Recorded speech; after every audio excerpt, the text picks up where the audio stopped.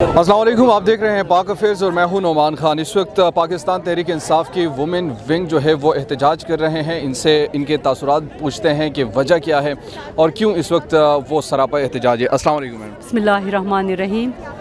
جی، سب سے پہلے تو یہ بتائیے کہ احتجاج کس مقصد کے لیے اور کیوں آپ کر رہے ہیں؟ دیکھیے جی، میں ایک سینیٹر ہوں۔ پچھلے 15 دن سے ہمارا احتجاج تھا 4 نکات پہ۔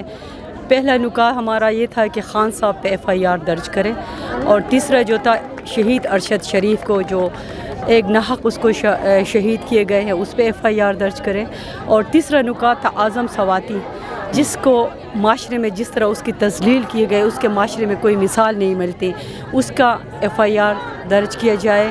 اب ہمارا 14 نکات بن گئے ہیں۔ 14 نکات یہ بن گئے ہیں، 2 دن پہلے جی ایک پارٹی کے سربراہ ایک عالم نے جس طرح الفاظ PTI کے خواتین کے لیے اس نے جو استعمال کی ہیں، میرے خیال میں پاکستان کی تاریخ میں اس کی مثال نہیں بنتی ہے۔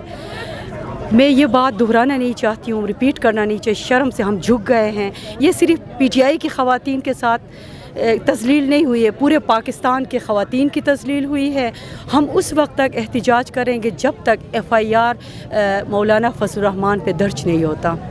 ٹھیک ہے، ایک تو یہ بتائیے، مولانا فضل الرحمان نے جو گفتگو کی، ڈیفینیٹلی اس میں کوئی دو رائے نہیں ہے، ایک کنڈیمنیبل گفتگو تھی وہ، لیکن اس کے ساتھ کیا آپ یہ سمجھتے ہیں کہ پاکستان تحریک انصاف کی قیادت جو ہے اس کے خلاف کوئی سولڈ، مطلب وہ پارلیمنٹ کے تھرو بھی ہو سکتا ہے، عدالت میں بھی جا سکتے ہیں، ان کے خلاف کوئی ایسا ارادہ رکھتے ہیں؟ اس کی ایک مثال آپ کے سامنے ہے، ہمارا لیڈر عمران خان، اس نے زیبا چودھری جو مجسٹریٹ تھے کورٹ کے، اس کے بارے میں کیا بات اس نے کی تھی، اس کو دہشت گردی کا مقدمہ اس پہ درج کیا گیا، اس کو عدالتوں میں گھسیٹا گیا۔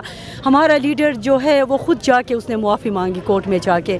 تو اس کے سامنے، آپ لوگوں کے سامنے، آپ خود لوگ دیکھ رہے ہیں، آپ لوگوں نے اس کے ویڈیو بھی دیکھے ہیں، ایک سالڈ مقدمہ ہے، اس کے اوپر دہشت گردی کا FIR درج ہونا چاہیے۔ خواتین کی، پاکستانی خواتین کی تذلیل ہوئی ہے۔ دیکھیں جی، ہم لوگ جو ہے KP سے تعلق رکھتے ہیں، آپ کو پتہ ہے KP کی خواتین کتنے مشکل سے سیاست میں آتے ہیں۔ میرا تعلق خود ایک چترال جیسے پسماندہ ایریا سے ہے، اور میں کتنے تکلیف سے میں نے پالیٹکس میں اپنا ایک مقام بنایا ہے۔ آپ کو پتہ ہے ہمارے جو فیملی جو ہے وہ آواز اٹھا رہے ہیں، پالیٹکس میں خواتین کے ساتھ یہ ہوتا ہے۔ آپ بتائیے، مولانا فضل الرحمان کی جو گفتگو تھی اس پہ کیا کوئی کمنٹ ہو ہی نہیں سکتی۔ دیکھیں، وہ جب بھی کوئی اپنا منہ کھولتا ہے، جس دن بھی منہ کھولتا ہے، اس سے واہیات ہی نکلتے ہیں، اور ہمیشہ خود کو وہ ایکسپوز کرتا ہے۔